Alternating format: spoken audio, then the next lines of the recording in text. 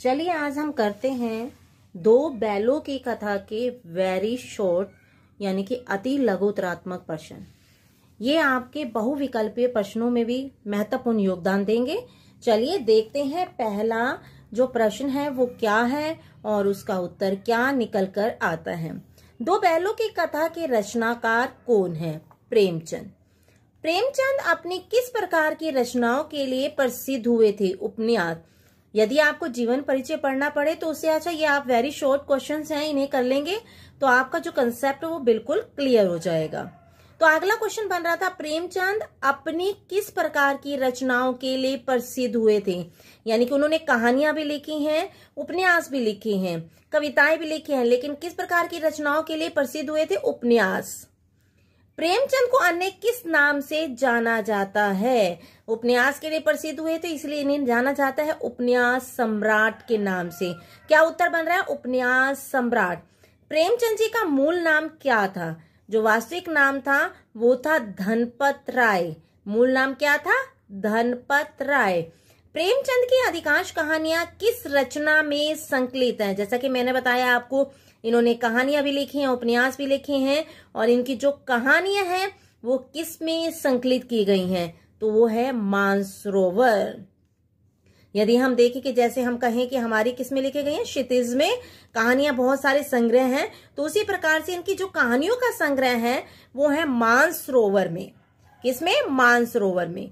दो बैलों की कथा पाठ हिंदी की किस विधा के अंतर्गत आती है? आपको पता है कि अनेक विधाएं होती हैं, ठीक है, उनमें से एक विधा होती है कहानी। तो ये किस विधा के अंतर्गत आती है? कहानी के अंतर्गत। नेक्स्ट क्वेश्चन, प्रेमचंद ने अपनी रचना दो बैलों की कथा में किसकी मित्रता का वर्णन किया है? बैलों की। प्रेमचंद की रचना दो बैलों की कथा कहानी में किस किस का संबंध दिखाया गया है? किस किस का संबंध दिखाया गया है? दोबारा देखते हैं हम। प्रेमचंद की रचना दो बैलों की कथा कहानी में किस किस का संबंध दिखाया गया है? किसान और उसके पशुओं का। ठीक है, किसमें किस किस का संबंध? किसान और पशुओं का। और ऊपर अगर हम देखें तो प्रेमचंद ने अपनी रचना दो बैलों की कथा में किसकी मित्रता का वर्णन किया था? बैलों की। और उससे ऊपर था दो बैलों की कथा पाठ हिंदी की किस विधा के अंतर्गत आता है? वो था कहानी। चलिए नेक्स्ट क्वेश्चन देते हैं हम। जानवरों में सबसे बुद्धिहीन किसे समझा जाता है? गधे को। हम जब किसी व्यक्ति को मूर्ख बताते हैं तो उसे क्या कहते हैं? कौन सी उपमा देते हैं? गधा। गधा किस महीने में एक आध बार कुलेल कर लेता है? वैशाख महीने में। याद रखिएगा, वैशाख महीना। लेखक के अनुसार गधे में किनके गुण पराकाष्ठा तक पहुंच गए हैं, यानी कि चरम सीमा तक पहुंच गए हैं? तो ऋषि मुनियों के गुण है वो चरम सीमा यानी पराकाष्ठा तक पहुंच गए हैं। चलिए आगे देखते हैं। बछिया का ताऊ किसे कहते हैं? बैल को। याद रखिएगा, बछिया का ताऊ किसे कहा जाएगा? बैल को। गया जो गाय होती है वो किस दशा में सिंहनी का रूप धारण कर लेती हैं? जो गाय हैं वो किस दशा में सिंहनी का रूप धारण कर लेती हैं? ब्याई हुई होने पर। ठीक है, जब वो अपने बच्चे को जन्म देती है, उसके बच्चे को कोई हाथ लगाए तो वो सिंहनी का रूप धारण कर लेती है और उसे मारने के लिए दौड़ती हैं।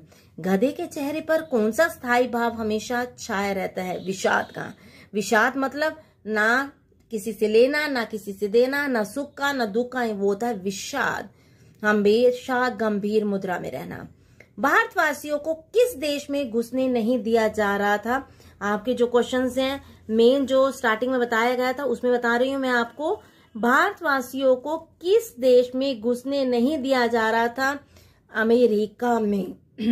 किस देश में? अमेरिका में। भारतवासियों को पहले के समय में जब प्रेमचंद ने कहानी लिखी थी उससे पहले, यानी आपकी 19वीं सेंचुरी 19वीं दशा में दशक कहा जाएगा उसमें, ठीक है, भारतवासियों को अमेरिका में घुसने नहीं दिया जाता था। किस देश में लोगों की एक विजय ने उन्हें सभ्य जातियों के लोगों में स्थान दिला दिया था? कौन सा ऐसा देश था जहां पर उसने एक बार विजय प्राप्त की थी और उसे एजुकेटेड जो लोग होते हैं उन्होंने स्थान दिलाया था, वो देश था जापान। कौन सा देश था? जापान। अगर वे ईंट का जवाब पत्थर से देना सीख जाते तो शायद सभ्य कहलाने लगते। ये शब्द लेखक ने किन के लिए कहे हैं? अगर वो ईंट का जवाब कैसे देते? पत्थर से भी दे देते तो सभ्य कहलाते। और ये किन के लिए प्रयोग किया गया है? भारतीयों के लिए। नेक्स्ट है बचिया का ताऊ, जो हमने ऊपर भी किया था। किसके लिए प्रयोग किया था? बैल के लिए। जूरी के बैलों के क्या नाम थे? हीरा और मोती। नेक्स्ट क्वेश्चन, जूरी के दोनों बैल किस जाति के थे? पछाई। कौन सी जाति के थे? पछाई जाति के। दोनों बैल कौन सी भाषा में एक दूसरे के भावों को समझ लेते थे? मुख भाषा में। और झूरी के साले का नाम क्या था? गया। ठीक है, जो झूरी था, जिसके बैल थे ये दोनों हीरा और मोती, उसके साले का नाम था गया। पगहिया का क्या अर्थ होता है? पगहिया का क्या अर्थ होता है, यानी कि क्या अर्थ है? बैलों को पकड़ने की रस्सी। ठीक है, बैलों को जो पकड़ने के लिए रस्सी होती है उसके गले में बांधी जाती है, कह सकते हैं हम उसे बैलों को बांधने की रस्सी। इसे हम क्या कहेंगे? पगहिया।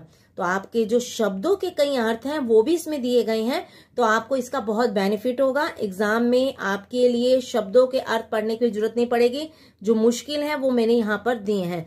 तो पगहिया का अर्थ होता है बैलों को पकड़ने की रस्सी या बैलों को बांधने की रस्सी। नेक्स्ट, गया को किन्हें अपने घर तक ले जाने में दांतों पसीना आ गया था? गया कौन था? झूरी का साला। और वो किसे लेकर जा रहा था? हीरा और मोती को। और उसे दांतों पसीना आ गया था, यानी बहुत अधिक मेहनत करनी पड़ी थी। वे लोग तुम जैसे बुद्धों की तरह बैलों को सहलाते नहीं, ये शब्द किसने और किसको कहे थे? ये शब्द किसने कहे थे कि तुम लोग जैसे बुद्धों की तरह बैलों को सहलाते नहीं है? अपने साले के लिए लगाया था वे लोग। तो ये किसने कहा था? झूरी की पत्नी ने झूरी को। किसने कहे थे? झूरी की पत्नी ने झूरी को कहे थे। आगे, कैसे नमक हराम बैल है, एक दिन वहां काम ना किया, ये शब्द किसने कहे थे? झूरी की पत्नी ने ये शब्द कहे थे। गया के घर से भागकर आए हुए बैलों को देखकर झूरी की पत्नी पर क्या प्रभाव पड़ा? जब वो भागकर आए थे तो झूरी की पत्नी ने जब उन्हें देखा तो उस पर क्या प्रभाव पड़ा था? वह गुस्से से लाल हो गई थी। दूसरे दिन गया बैलों को अपने गांव कैसे ले गया था? गाड़ी में जोतकर। किसमें ले गया था? गाड़ी में जोतकर। झूरी के बैलों ने गया के घर नांद की तरफ आंखें तक क्यों नहीं उठाई? नांद क्या होता है? जिसमें उन्हें भोजन दिया जाता है, लकड़ी का भी हो सकता है, सीमेंट का भी हो सकता है। उन्होंने क्यों नहीं नजरें उठाई थी? अपनी आंखें तक क्यों नहीं उठाई थी? अपमान के कारण। ठीक है, उन्हें अपना अपमान लग रहा था। आगे देखते हैं, मुझे मारेगा तो मैं भी एक दो को गिरा दूंगा। यह कथन किसका है?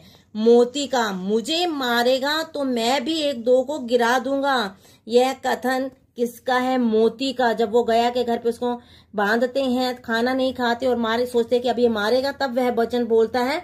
कौन? मोती। गया की लड़की को बैलों से सहानुभूति क्यों हो गई थी? क्योंकि उसकी सौतेली माँ उसके साथ अच्छा व्यवहार नहीं करती थी, इसलिए उसकी हीरा और मोती के साथ सहानुभूति हो गई थी। हीरा ने मोती को गया की पत्नी पर सींग चलाने से मना क्यों कर दिया था? स्त्री जाति की होने के कारण। वो कौन सी जाति की थी? स्त्री जाति की थी।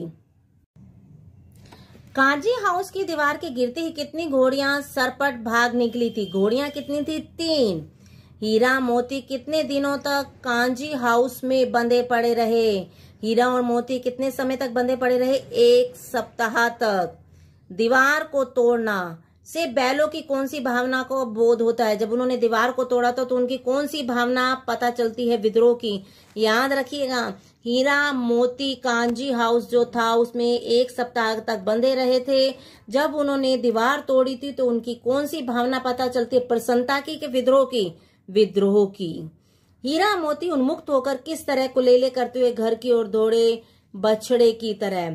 ठीक है, जब वो उस व्यक्ति जो उन्हें पकड़ कर लेकर गया था, जो लेकर जा रहा था, कसाई था, ठीक है, तब जब उससे आजाद हो गए थे तब वो कैसे होकर कुलेले मारते हुए, यानी उछलते हुए घर की ओर दौड़ रहे थे? बछड़े की तरह। जाकर थाने में रपट कर दूंगा, यह कथन किसका था? दड़ियल का, जो उन्हें लेकर जा रहा था। हमारी जान को कोई जान ही नहीं समझता, यह कथन किसका है? हीरा का। पशु बांधने की रस्सी को क्या कहते हैं? पगहिया।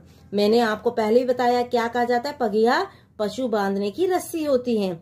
गया ने हीरा मोती को दोनों बार सूखा भूसा खाने को दिया, क्योंकि क्यों दिया उसने दोनों बार उन्हें सूखा खाना? क्योंकि गया प्राय बैलों पर अधिक खर्च नहीं करना चाहता था। क्या कारण था सूखा भूसा देने का? क्योंकि गया प्राय बैलों पर अधिक खर्च नहीं करना चाहता था। नेक्स्ट क्वेश्चन, गधा कभी क्रोध क्यों नहीं करता? क्योंकि उसमें मन में खुशी तथा गम महसूस करने और उसको प्रकट करने वाले भावों का अभाव होता है। जो हमने पीछे क्वेश्चन किया था उसमें था कि उसमें कौन सा भाव होता है? विषाद का। तो मैंने आपको बताया था ना तो किसी से लेना, ना किसी से देना, ना खुशी ना गम। तो उसको महसूस करने के जो भाव होते हैं उनमें गधे में उन भावों की कमी होती है। गधा किसका प्रतीक माना जाता है? गधा आलसी और अकर्मण्यता का प्रतीक माना जाता है।